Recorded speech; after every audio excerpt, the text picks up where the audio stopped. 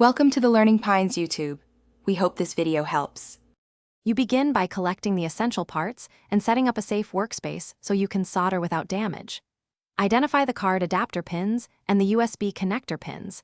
This mapping determines signal routing, so label each wire. Once done, strip and tinge short lengths of wire to reduce cold joints. Make sure to use 2630 AWG for neat connections. You should also prepare heat shrink tubing for each solder joint to prevent shorts, because a clean physical connection equals reliable data transfer. Now you perform the detailed wiring and soldering. Keep ground and VCC stable to avoid frying the card. Solder them first and verify with a multimeter. Once powered, solder the data and clock lines with short, clean joints.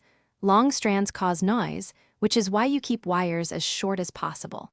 After soldering, use heat shrink tubing and a small strain relief so movement won't break joints. Make sure to test continuity and reflow any suspicious joints, because solid electrical contact prevents intermittent failures.